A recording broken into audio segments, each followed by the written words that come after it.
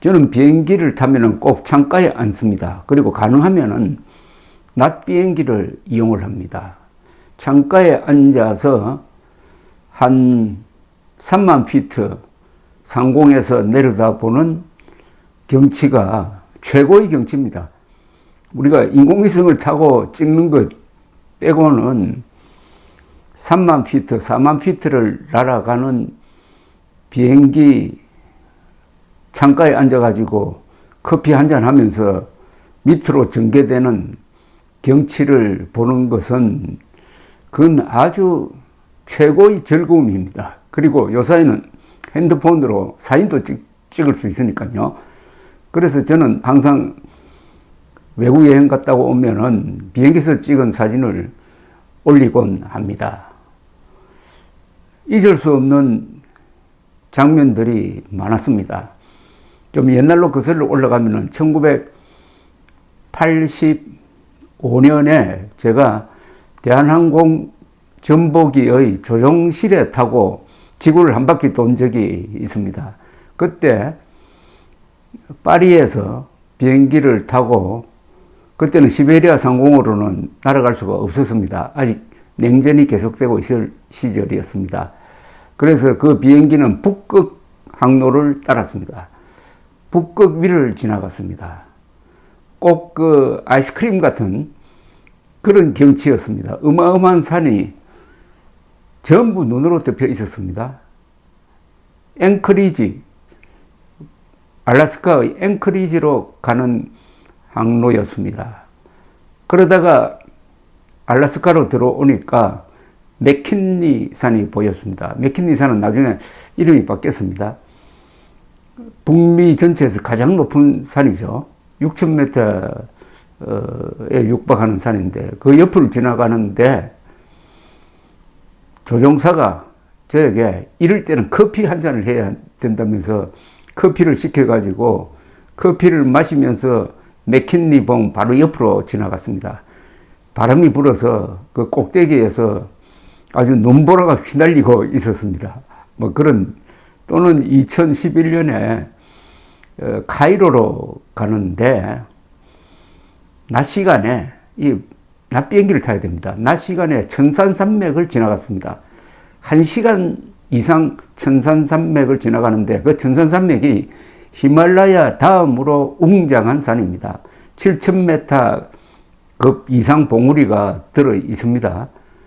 그런데 그 봉우리들이 마치 지나가는 비행기를 찌르듯이 솟아 있었습니다.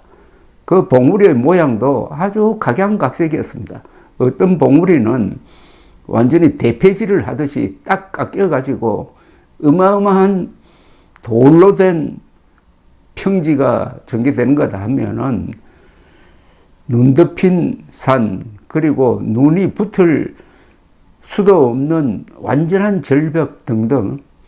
저는 그때 왜 이때 조종사가 잠자는 승객들을 깨우지 않는지 방송을 해가지고 지금 여러분들 주무시지 말고 창을 열고 바깥을 한번 보십시오, 이렇게 안내 방송을 했으면 좋겠다는 생각이 들 정도로 아까웠습니다. 그리고 알프스를 낮에 넘으면 또 경치가 근사하죠. 지난 12월 초에 저는 인천공항에서 비행기를 타고 암스테르담의 스킬폴 공항으로 날아갔습니다. 창가에 앉았습니다. 겨울이었습니다.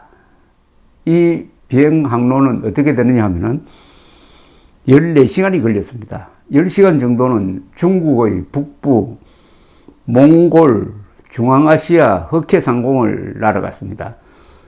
이 몽골 또는 신장 위구르 지역이라고 하는 신강성이라고 부르는 그 근방을 날아갈 때는 고비 사막, 타클라마칸 사막 위를 날았습니다.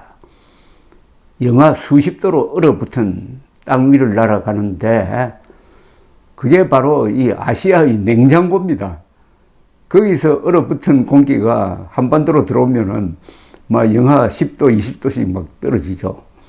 그걸 밑에서 내려다 보면서 커피 한 잔, 차 한 잔 마시면서 즐겼습니다.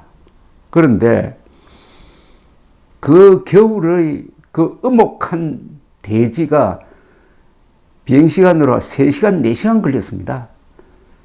저기에는 어떤 사람이 살았을까? 저기에 살았던 사람들이 바로 유목민족입니다.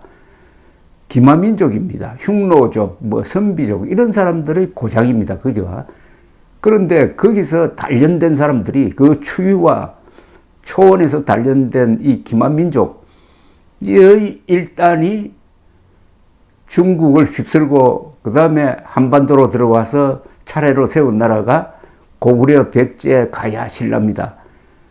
그 사람들이 또 현해탄을 건너서 일본으로 가서 일본의 정복국가를 만들죠. 이 기만민족들이 바로 이런 엄청난 추위와 엄청난 대지 위에서 살아남으면서 군사력을 길렀구나 하는 그런 소감을 갖기도 했습니다. 내려보면서.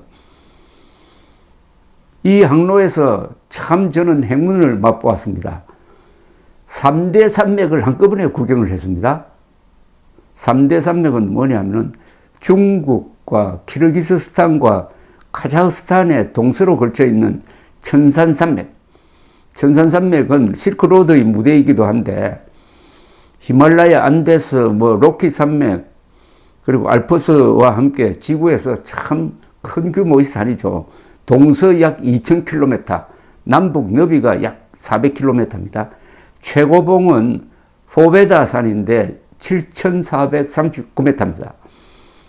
이 산과 나란히 날아가다가 카자흐스탄 지나고 카스피해 지나고 해서 흑해 쪽으로 나왔습니다. 자, 흑해 쪽으로 나와서 이 비행기는 흑해 남쪽 해안을 따라서 쭉 비행을 하는데 엄청난 산이 또 하나 등장했습니다. 바로 눈 아래. 그게 바로 폰투스 산맥입니다. 여러분, 폰투스 산맥 처음 들어보셨죠? 이게 터키의 북쪽에 있는 흑해 연안을 따라서 동서로 뻗어 있습니다. 길이가 동서 길이가 1000km, 너비가 약 100km, 알프스와 비슷한 규모입니다. 최고봉은 3,900 몇 메타니까 그 비슷합니다.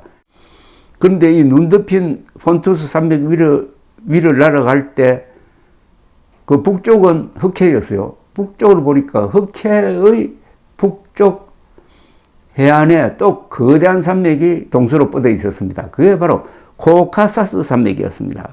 이 코카사스 산맥은 러시아, 조지아, 아제르바이잔, 아르메니아, 이란, 터키를 지나는데 길이가 약 1000km, 너비가 약 160km, 최고봉은 러시아의 영토에 있는 엘브루스 산인데 높이 5642m입니다. 그런데 밑으로는 폰투스 산맥이 보이고 눈을 들어서 북쪽을 보면은 코카사스 산맥이 보입니다. 한눈에 폰투스와 코카사스 산맥이 같이 들어오는 거예요. 그런 행운이 어디 있습니까? 그래서 제가 찍은 사진을 지금 저희 설명 바로 뒤에 덧붙여 놓겠습니다. 여러분, 그러니까 저와 함께 같이 비행기를 타고 근사한 여행, 어떻게 보면 지구에서 가장 좋은 전망대입니다. 이 비행기가 가장 좋은 전망대입니다.